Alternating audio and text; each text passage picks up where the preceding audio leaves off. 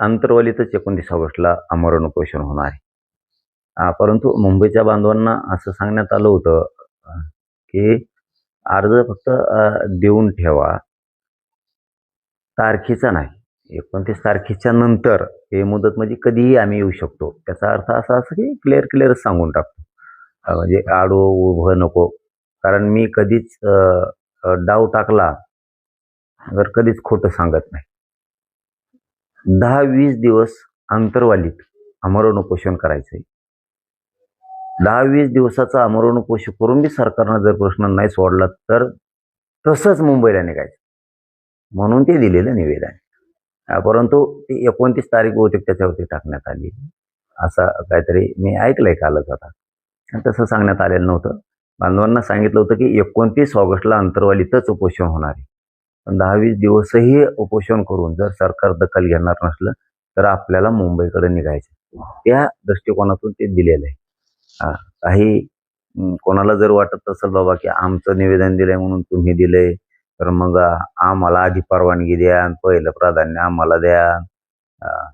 काही स्वयंघोषित नेते तर ओबीसी समाज नाही की ज्यांना स्वतःचा स्वार्थ साधायचा आहे, राजकीय पोळी भाजायची असे. काय अडचण नाही मला, तुमचीच परवानगी घ्या, काही अडचण नाही आम्हाला. आम्ही 29 ऑगस्टला इथं करून येणार आहेत तिकडे. पण आता वारंवार उपोषण करताय, तुमच्या शरीराला थकवा जाणवतोय, याच्यातून बरेचदा असं व्यक्त होतं की तुमच्या जीवाला धोका होऊ शकतो. एवढा धोका तुम्ही का पत्करताय? ते देवेंद्र फडणवीसमुळे आणि एकनाथ शिंदेमुळे आमच्या जीवाला धोके निर्माण झाले, आमच्या भविष्याला धोके निर्माण झाले. मराठा समाजाच्या जीवन मरणाशी धोका निर्माण झालाय देवेंद्र फडणवीसांमुळे, एकनाथ शिंदेमुळे. यांनी न रद्द होणारे प्रमाणपत्र रद्द करायला सुरुवात केली. मी गप्प कसं काय बसणार? ते शिरसाटे, बावनकुळे यांना हाताखाली धरलंय आणि मराठ्यांचे प्रमाणपत्र रद्द करायचे, मराठ्यांना आरक्षण द्यायचं नाही, हे षडयंत्र असलं. मराठी कधीही यशस्वी होऊ देणार नाही त्याला, कधीच. शेवटी आमच्या लेकरांच्या मुळाशी तुम्ही आणलंय ना, तर तुमच्या सुद्धा मुळालाच घाव घालणार आम्ही सुद्धा सोडणार नाही. 29 ऑगस्टच्या नंतर ही लढाई सुरू झाली. आता तुम्ही नसता आणखी नाही सांगतो, तुम्ही प्रमाणपत्र रद्द करायला नको होते, चूक दुरुस्त करा. व्हॅलिडिटीची 58 लाखाचे प्रमाणपत्र द्या, सगळ्या गॅझेटियरचे जी आर काढा आणि मराठवाड्यातल्या मराठ्यांचा जो जी आर काढलाय त्याचे प्रमाणपत्र द्यायला सुरुवात करा. 58 लाख नोंदी आहेत, त्याचे सुद्धा प्रमाणपत्र द्यायला सुरुवात करा. तुम्ही आत्ता प्रमाणपत्र थांबवून धरले आणि व्हॅलिडिटी पण थांबवून धरल्या, त्या सुद्धा काढा. तुम्हाला सुट्टी नाही आता तुम्हाला दिसेना, आता कमी बोलणं जास्त काम तुम्हाला थोड्या दिवसात दिसेना. उपोषण होणार का आणि त्यानंतर पण मुंबईकडे जाऊया? 10-20 दिवसही इथं उपोषण करून जर सरकार ठेप्यालाच येणार नसलं तर मुंबईला जावं लागणार. मग ते वेळेवर डाव होईल ना. आत्ताच काहीच नको, आता काहीच सांगत नाही मी आत्ताच. पण 29 ऑगस्टचं आमरण उपोषण हे अंतरवालीतच होणार, हे फायनल. नंतरचा डाव जसं सरकार डाव टाकेन तसं आपण टाकणार. फक्त निवेदन एक देऊन ठेवा म्हणून फक्त देऊन ठेवलेलं आहे. ही परवानगी दिली, बघू. ती बी दिली तर बघू पुन्हा काय करायचं, आणखी वेळ आहे. दादा, तू वेळोवेळी सांगत होते की एकनाथ शिंदे साहेबांचं बऱ्याचदा तुम्ही भाषणामध्ये चांगलं कामगिरी केली म्हणून तुम्ही उल्लेख करायचे आणि त्यांचे मंत्री उदय सामंत पण तुमच्यासोबत वेळोवेळी संपर्क साधायचे.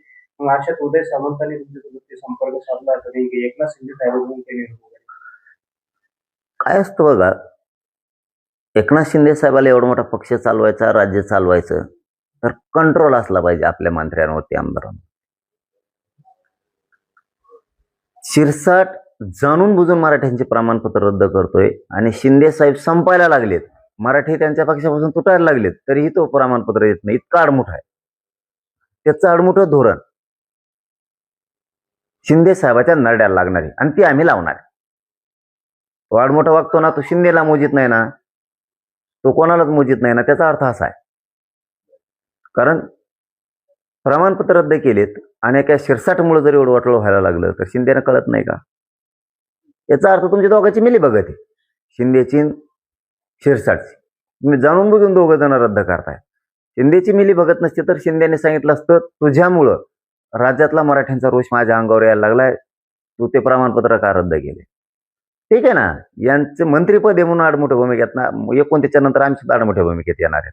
त्या टायमाला शिरसाटला कळलं ना, शिंदेला पण कळलं. तुम्ही शिरसाटांबद्दल एक वक्तव्य केलं होतं की शिरसाट हे त्यांच्या बंगल्यात किंवा कोणत्यातरी पुढाऱ्याच्या कॉलेजमध्ये ह्या बैठक होत्या, तुमच्या विरुद्ध षडयंत्र शिजते, नेमकं तू आणि मग त्यानेच नाही शिजेल, कोणी शिजेल? एकनाथ शिंदेच्या सांगण्यावर त्यानेच शिजेल. उपोषण फपोषण आंदोलन बाहेर त्यानेच बसल्यात. तेच जातो तिथं. आता फोटो व्हायरल झाले 2-4 दिवसापूर्वी. शिंदेला कळत, शिंदेला वाटतं आम्ही येडे आहेत. तुम्हाला लय पश्चाताप येईल आम्हाला शिंदे साहेब. आम्हाला तर अपेक्षा बी नव्हती शिंदे साहेब तुमच्याकडून की तुम्ही आमच्या मराठ्यांशी असं वागताल म्हणून. अपेक्षा पण नव्हती, पण तुम्ही वागलात त्याला आता नाविलाज. ठीक आहे, तुम्हाला जसं वागायचं तुम्ही तसे वागलात, आम्हाला जसं वागायचं तसं आम्ही वागू. तुम्हाला शिरसट महत्वाचं आहे ना. शिरसट तुमचं जर राख रांगोळी करायला निघालाय, त्याला आमचा नाविलाज. सांभाळा शिरसटला. तुमच्या दोघांची मिली बघत, याचा अर्थ असा आहे शिंदे आणि शिरसाट. शिरसाटावर बी पक्ष नाराज असल्याचं सांगताय की भाजप पक्ष नाराज असल्याचं सांगताय, एकनाथ शिंदे नाराज असल्याचं सांगताय, त्याबद्दल काय सांगताय? मागे अशा बातम्या आल्या. शिंदेच्या पुढे थोडं येते. शिंदेना एवढा मोठा पक्ष चालवायचा, राज्य चालवायचं, एवढा मोठा मराठ्यांचा गट त्यांच्या पाठीशी आहे. आणि शिरसाट मराठ्यांच्या लेकरांच्या अन्नात विष घालतो, वाटोळं अन्याय करायला लागला मराठा समाजावरती. आणि शिंदे काहीच बोलत नाहीयेत त्याला. याचा अर्थ तवाच लक्षात येतो मिली बघत आहे दोघांची. ते जाणून बुजून मराठ्यांच्या विरोधात डाव टाकतायत. शिंदेचाच ऐकून तो टाकतोय. नसता शिंदेचा मालक लागून गेला का तो? मालक झाला तो.